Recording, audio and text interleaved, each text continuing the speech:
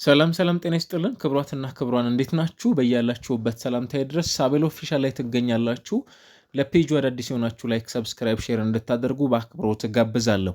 ስለ ቆመ ኳስ እናነሳለን። በእንግሊዝ አዲስ የቡድኖች ላይ ምናልባትም አዎንታዊ በሆነ መልኩ ተጽዕኖ እየፈጠሩ ከሚገኙ እናም በፕሪሚየር ሊግ ውስጥ ደግሞ የቆመ ኳስ እጅግ በብዙሃኑ ክለቦችም ጭምር ስፔሻሊስቶች ተቀጥረውላቸውም ጭምር እዚህኛው ጉዳይ ላይ በደንብ ስራዎችን እየሰሩ እንደሚገኙም ጭምር እየተመለከተን ነው። እናም አንድ ስታትስቲክስ ምን ይላል?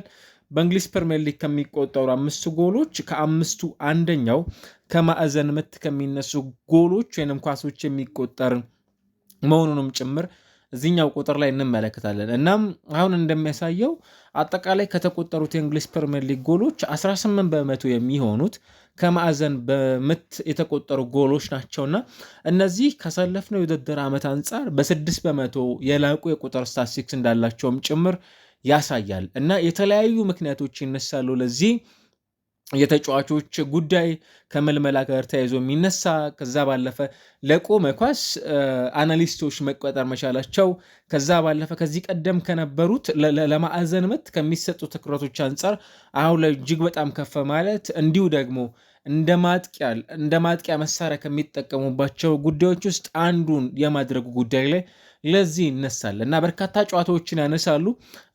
እንደ አንዳንድ ምክንያቶች ደግሞ አርሰናል ቼልሲ ጋር 2-1 በተጠናቀው ጨዋታ ላይ በዚህ ወር የነበረውን ጨዋታ መነሻ በማድረግ ደግሞ በርካቶች ሀሳቦቻቸውን ያጋራሉ። ለዚህ ኡሚር ኢፍረን አንድ ነገር ያጋራል። ምናልባትም በአርሰናል በዚህ ውድድር ዓመት 14 ጎሎችን ከቆመ ኳስ ቡድኑ ሲያስቆጥር ይሄኛው በአውሮፓ ከተመለከትናቸው ቡድኖችም ጭምር የላቀ ቁጥር እንዲያስመዘግበም ጭምር ያስቻለው ጉዳይ ነው።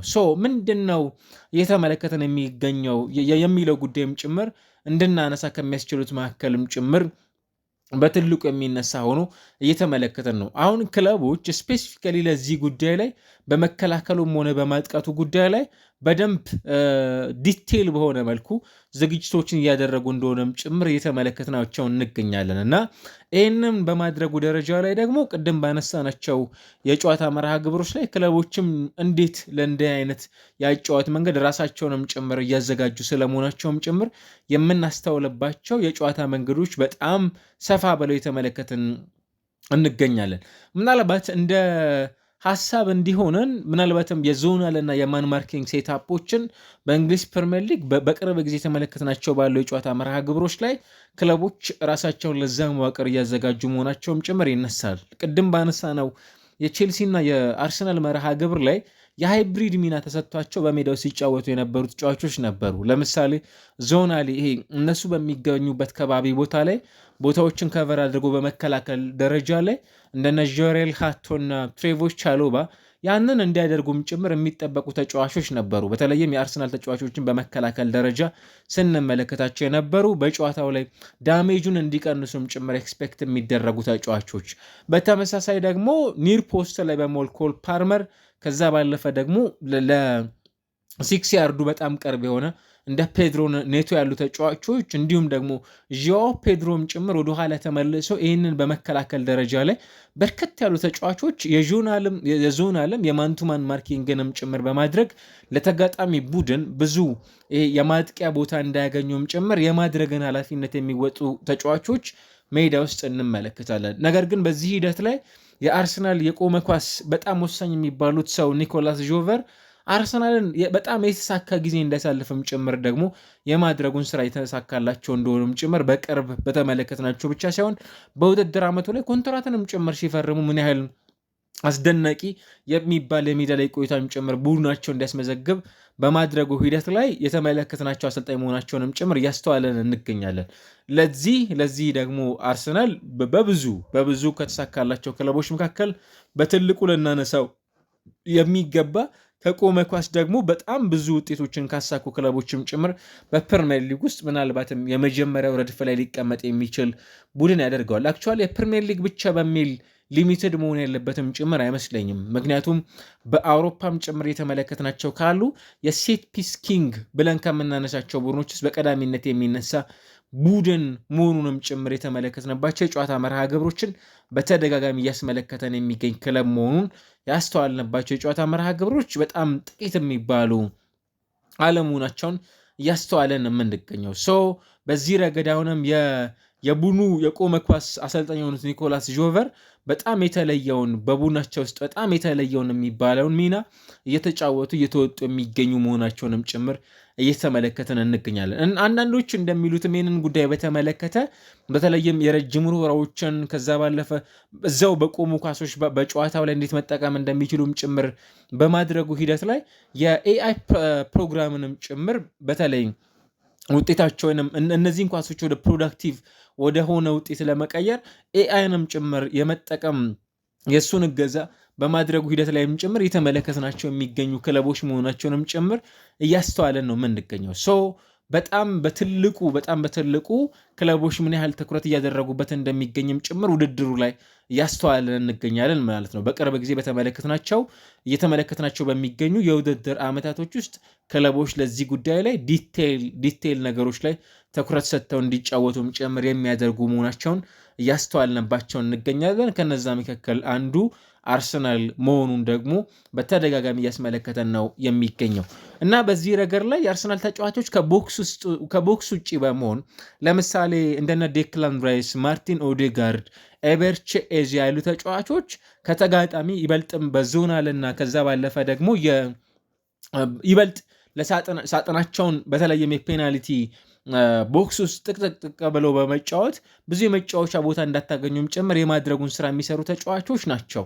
ነገር ግን በዚህ ጉዳይ ላይ የአርሰናል ተጫዋቾች ራሳቸውን ከተጋጣሚ ቡድን ተጫዋቾች ነፃ በማድረግ ምናልባትም እነዚህ ከረጅሙ የሚመቱ ኳሶች በተጋጣሚ ቡድን ተከላካዮች የሚወጣ ከሆነ ፋር ፖስቱንም ኒር ፖስቱንም ጭምር ለመጠቀም የሚያስችሉ በጣም ዝግጁ የሆኑ ተጫዋቾችንም ጭምር ይዘው እንመለከታቸዋለን። በዚህ ረገድ ላይ ምናልባትም የመስመር ላይ ተከላካዮችም ጭምር ደግሞ በጣም ትልቁን አስተዋጽኦ በመወጣት ደረጃ ላይ ከኒር ፖስቱ ላይ ከራሳቸው ከተጋጣሚ ቡድን ተጫዋቾች ጋር ቀረብ ብለው የሚጫወቱባቸው አጋጣሚዎች በደንብ ሰፋ ብለውም ጭምር የመመልከቱን እድል ይፈጥሩልናል። ይህንኑ የቼልሲን ጨዋታና አርሰናልን ጨዋታ ስናይ እንደነ ፔሮ ኢንካፔ፣ ጋብርኤል ማጋሌዥ ያሉ ተጫዋቾች እንዲሁ ደግሞ በተመሳሳይ እንደነ ቪክተር ዮኬሬዥ ያሉ ተጫዋቾች በጣም የአርሰናል 4 ተጫዋቾች በቼልሲ ከሚገኙ በቡድን ካሉ 7 ተጫዋቾች ጋር በቁጥር ሳጥን ውስጥ በጣም ሰብሰብ ብለው ትመለከታላችሁ።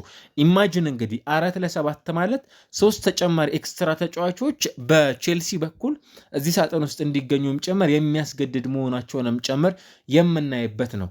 በተመሳሳይ ደግሞ በተለይም የዊንገር ተጫዋቾች ደግሞ የበላይነት ተጽዕኖ መፍጠርም ጭምር ለእንዲህ አይነት የኳስ የአጨዋወት መንገዶች ወይም ለቆሙ ኳሶች በጣም ፕሮዳክቲቭ መሆን አስተዋጽኦ እያበረከቱ መሆናቸውም ጭምር ደግሞ እንረዳለን። ለምሳሌ አርሰናልን በቀዳሚነት ስናነሳ እንደ ቡካዮ ሳካ ያሉ ተጫዋቾች ኢንስዊንግ ያደርጋሉ። ይበልጥ የመስመር ተጫዋቾች ናቸው። ነገር ግን ከመስመርነት ባለፈ ወደ ሳጥን ውስጥ እየገቡ የሚጫወቱ ተጫዋቾች እንደመሆናቸው መጠን እዚህ ጉዳይ ላይ ይበልጥ ከግራ መስመር ከቀኙ መስመር ላይ የተነሳ ተፈጥሯዊ ግራውን እግር የሚያገኝ አንድ ተጫዋች ምን ያህል ትክክለኛው ቦታ ላይ እና ትክክለኛው ጊዜ ላይ ሲገኝ ፕሮዳክቲቭ እንደሚሆን ይታወቃል እና በጣም ፐርፌክት እንዲሆኑም ጭምር የሚያስችል ነው። በጣም ታይት በሆኑ ቦክሶች ላይ ይገኛሉ።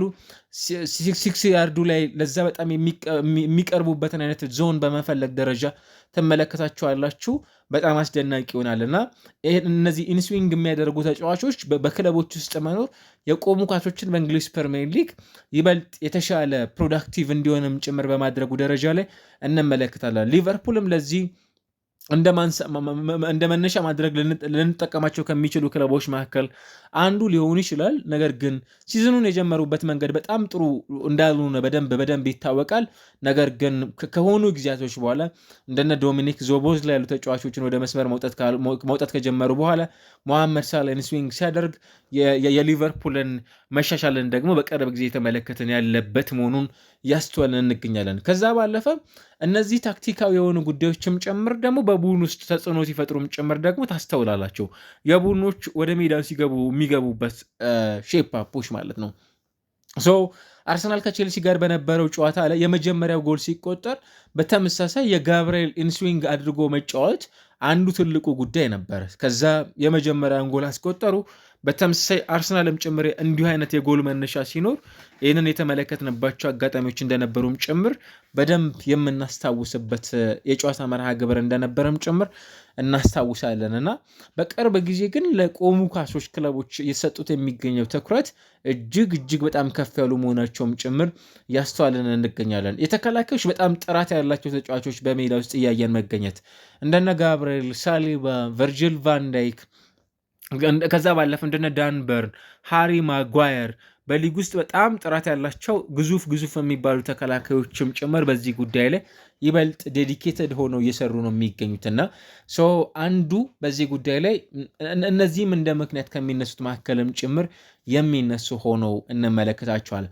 ከዛ ባለፈ የሆኑ ባውንደሪ ደግሞ አሏቸው እነዚህ ተጫዋቾች ምናልባትም በክለቦች በኩል እንደተመለከትናቸው ለምሳሌ ለቆሙ ኳሶች የትኞቹ ተጫዋቾች ናቸው ይበልጥ ለቡድኑ በቆሙ ኳሶች ላይ ፕሮዳክቲቭ ሆነው ውጤት እንዲመጣም ጭምር የሚያደርጉ፣ ለተከላካዮች በጣም የተሻለው በሜዳ ውስጥ በተመለከትናቸው የጨዋታ መርሃ ግብሮች እንደሚታወቀው የተሻለውን አይነት ሬት በመስጠት ደረጃ ፍሪኪክ እንኳን የዛን ያህል ላይሆን ይችላል።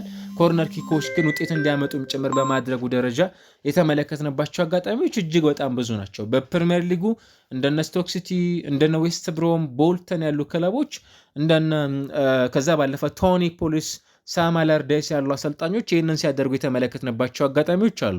በቅርቡ ደግሞ የብሬንፎርድ ቶማስ ፍራንከ በዛ ቡድን ውስጥ አሁንም የሚገኙት አሰልጣኝንም በማድረግ ደረጃ ላይ በጣም የተለየ ጊዜን አሳልፏል። ራሳቸው ጆቨር ያንን ሲያደርጉ የነበሩ አሰልጣኝ ነበሩ በብሬንፎርድ፣ በሲቲ ከዛ ደግሞ በአርሰናል እየመጡ የሚገኙ ሰዎች የባለሙያዎችም ጭምር ደግሞ በሊጎች ውስጥ ይሄ ታስቦበትም የሚመስል ነገር አለ ከአንዱ ክለብ ወደ አንዱ ክለብ ሽፍት የሚያደርጉበት መንገድ። ነገር ግን በጣም ተጽዕኖ የሚፈጥሩ አጋጣሚዎችን ደግሞ በመመልከት ደረጃ ክለቦች ለቆመ ኳስ እየሰጡት የሚገኘው ትኩረት ፋይናሊ የሆነ ውጤት እያመጣላቸው እንደሚገኝም ጭምር ያስተዋልንበት የሚገኝ ጉዳይ መሆኑን እየተመለከተን ነው። የቆሙ ኳሶች የፕሪሚየር ሊግን ቆይታን በተመለከተ አሊያም ፎርማትን በተመለከተ በትክክል ማተር እንዲያደርግም ጭምር ያስቻለ ሁኔታን እያስመለከተን እንደሚገኝ እየተመለከተን ነው።